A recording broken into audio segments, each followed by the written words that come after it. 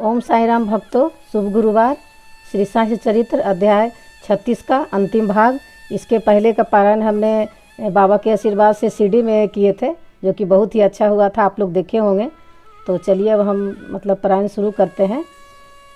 बाबा के चरणों में सत सत नमन। आश्चर्यजनक कथाएं, गोवा के दो सज्जन और दूसरा है श्रीमती औरंगाबाद कर। अब करते हैं पारायण। शिक्षा। यथार्थ में बाबा ने कभी किसी से पैसा नहीं मांगा और न ही अपने भक्तों को ही मांगने दिया। वे आध्यात्मिक उन्नति में कंचन को बाधक समझते थे और भक्तों को उनके पास से सदैव बचाते रहते थे। भगत महालसापति इसके उदाहरण है। वे बहुत निर्धन थे और बड़ी कठिनाई से ही अपना जीवन बिताते थे। बाबा ने उन्हें कभी पैसा मांगने नहीं देते थे और न ही वे अपने पास से ही दक्षिणा में से उन्हें कुछ देते थे। एक बार एक दयालु और सहृदय व्यापारी हंसराज ने बाबा की उपस्थिति में ही एक बड़ी रकम महालसापति को दी, परंतु उन्होंने उसे अस्वीकार किया। अब दूसरा अतिथि अपनी कहानी सुनाने लगा। मेरे पास एक ब्राह्मण रसोइया था जो गत 35 वर्षों से ईमानदारी से मेरे पास काम करता आया था। एक दिन उसका मन पलट गया और उसने मेरे रुपए चोरी कर लिए। मेरी अलमारी दीवार में लगी थी और जिस समय हम लोग गहरी नींद में थे, उसके पीछे से पत्थर हटाकर मेरी 30,000 रुपयों के नोट चुरा लिए। मैं नहीं जानता कि बाबा को यह ठीक ठाक धनराशि कैसे ज्ञात हो गई। मैं दिन रात रोता और दुखी रहता था।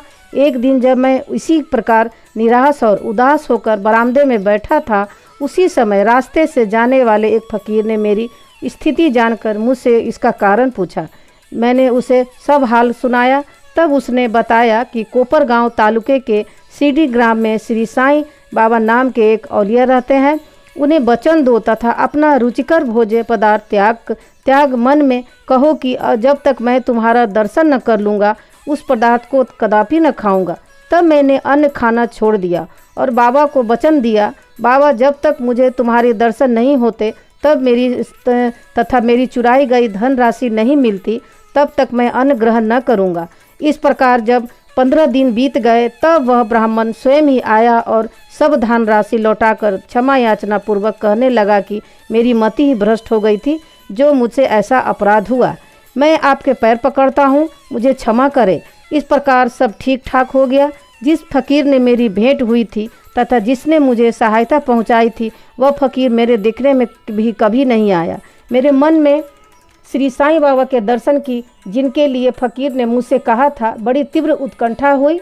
मैंने सोचा कि जो फकीर मेरे घर पर आया था वह साईं बाबा के अतिरिक्त अन्य कोई नहीं हो सकता, जिन्होंने मुझे कृपा कर दर्शन दिए और मेरी इस प्रकार सहायता की।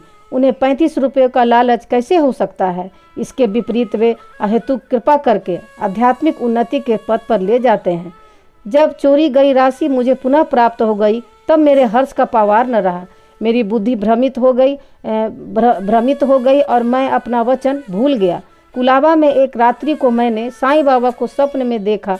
तभी मुझे अपनी सीडी यात्रा की वचन की स्मृति हो आई।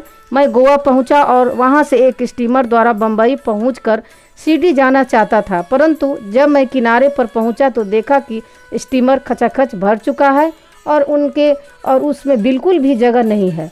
कैप्टन ने तो मुझे चढ़ने न दिया, परंतु एक अपरिचित चपरासी के कहने पर मुझे स्टीमर में बैठने की अनुमति मिल गई और मैं इस प्रकार बम्बई पहुंचा। फिर रेलगाड़ी में बैठकर यहाँ पहुँच गया। बाबा के सर्वव्यापी और सर्वज्ञ होने में मुझे कोई शंका नहीं है। देखो तो हम कौन हैं और कहाँ हमारा घर। हमारा भाग्य कितना अच्छा है कि बाबा हमारी चुराई गई राशि वापस दिलाकर हमें यहाँ खींच कर लाए। आप सीडीवासी हम लोगों की अपेक्षा सहस्त्र गुना श्रेष्ठ और भाग्यशाली हैं, जो बाबा के साथ हंसते खेलते मधुर भाषण करते हैं और कई वर्षों से उनके समीप रहते हो। यह आप लोगों के गत जन्मों के शुभ संस्कारों का ही प्रभाव है, जो कि बाबा को यहाँ खींच लाया है। श्री साईं ही हमारे लिए दत्त हैं। उन्होंने ही सबसे प्रतिज्ञा कराई तथा जहाज में स्थान दिलाया और हमें यहाँ लाकर अपनी सर्वव्यापकता और सर्वज्ञता का अनुभव कराया। श्रीमती औरंगाबाद कर। सोलापुर के सखाराम औरंगाबादकर की पत्नी 27 वर्ष की दीर्घ अवधि के पश्चात भी निसंतान प्राप्ति के लिए निर्मित देवी और देवताओं की बहुत मन्नतें की थी, परंतु फिर भी उनकी मनोकामना सिद्ध न हुई। तब वे सर्वथा निराश होकर अंतिम प्रयत्न करने के विचार से अपने सौतेले पुत्र श्री विश्वनाथ को साथ ले शिरडी आई और वहां बाबा की सेवा करते हुए 2 माह रुकी। जब भी वे मस्जिद जाती तो बाबा को भक्त गणों से घिरे हुए पाती। उनकी इच्छा बाबा से एकांत में भेंटकर संतान प्राप्ति के लिए प्रार्थना करने की इच्छा थी, परंतु कोई योग्य अवसर उनके हाथ न लग सका। अंत में उन्होंने सामा से कहा कि जब बाबा एकांत में हो तो मेरे लिए प्रार्थना कर देना। सामा ने कहा कि बाबा को तो यह खुला दरबार है, फिर भी यदि तुम्हारी इच्छा ऐसी ही है तो मैं अवश्य प्रयत्न करूँगा, परंतु यश देना तो ईश्वर का ही हाथ में है। भोजन के समय तुम आंगन में नारियल और अगरबत्ती लेकर बैठना और जब मैं संकेत करूँ तो खड़ी हो जाना। एक दिन भोजन के उपरांत जब सामा बाबा के गीले हाथ तौलिए से पोंछ रहे थे, तभी बाबा ने उनके गाल पर चिकोटी काट ली।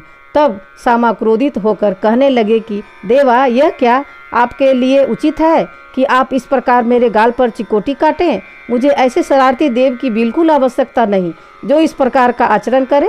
अब हम आप पर आश्रित हैं, तब क्या यही हमारी धनिष्ठा का फल है? बाबा ने कहा, अरे देवा, अरे तुम तो 72 जन्मों से मेरे साथ हो, मैंने अब तक तुम्हारे साथ ऐसा कभी नहीं किया, फिर अब तुम मेरे स्पर्श को बुरा क्यों मानते हो? सामा बोले कि मुझे तो ऐसा देव चाहिए जो हमें सदा पर प्यार करे और नित्य नया नया मिष्ठान खाने को दे। मैं तुमसे किसी प्रकार की इच्छा नहीं रखता हूँ और न मुझे स्वर्ग आदि ही चाहिए। मेरी तो विश्वास सदैव तुम्हारे चरणों में ही जागृत रहे, यही मेरी अभिलाषा है। तब बाबा बोले कि हाँ, सचमुच मैं इसीलिए यहाँ आया हूँ। मैं सदैव तुम्हारा पालन और उदर पोषण करता आया हूँ, इसीलिए मुझे तुमसे अधिक स्नेह है। जब बाबा अपनी गादी पर विराजमान हो गए, तभी सामा ने उस स्त्री को संकेत किया। उसने ऊपर आकर बाबा को प्रणाम कर उन्हें नारियल और धूप बत्ती भेंट की। बाबा ने नारियल हिलाकर देखा तो वह पानी से पूर्ण था और वह बजता था। बाबा ने सामा से कहा कि यह बाई प्रार्थना करती है कि ठीक इसी प्रकार इसके पेट में भी बच्चा गुड़गुड़ करे, इसीलिए आशीर्वाद सहित यह नारियल इन्हें लौटा दो।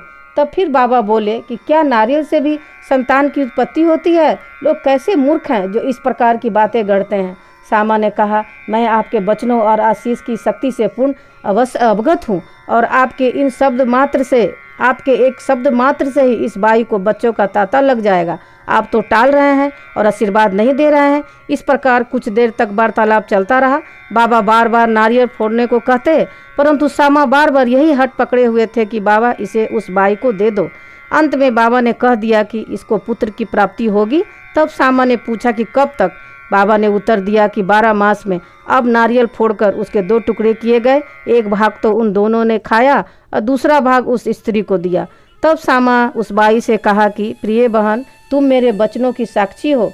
यदि 12 मास के भीतर तुमको संतान न हुई तो मैं इस देव के सिर पर ही नारियल फोड़कर इसे मस्जिद से निकाल दूंगा, और यदि मैं इसमें असफल रहा तो मैं अपने को माधव नहीं कहूँगा। जो कुछ भी मैं कह रहा हूँ इसकी सार्थकता तुम्हें शीघ्र ही विदित हो जाएगी। 1 वर्ष में ही उसे पुत्र रत्न की प्राप्ति हुई और जब बालक 5 मास का हुआ, उसे लेकर वह अपने पति सहित बाबा के श्री चरणों में उपस्थित हुई। पति पत्नी दोनों ने उन्हें प्रणाम किया और कृतज्ञ पिता श्रीमान औरंगाबाद करने 500 रुपये भेंट किए, जो बाबा के घोड़े श्याम करने के लिए छत बनवाने के काम आए। बोलो श्री सद्गुरु साईनाथ परवस्तु शुभ भवतु। श्री सच्चिदानंद सद्गुरु श्री साईनाथ महाराज की जय। प्रिय भक्तों, बाबा की ऐसी ऐसी अनेक लीलाएं हैं जो पढ़कर मन को अति प्रसन्न होता है और बहुत ही खुशी महसूस होता है कि बाबा ने ऐसे कैसे लीला की है इस धरती पर और आज भी कर रहे हैं। इसीलिए मैं आप लोगों से विनती करती हूँ कि कृपया आप लोग जरूर साई चरित्र का पारायण करें और बाबा के चरणों से प्रेम करें। ओम साई राम।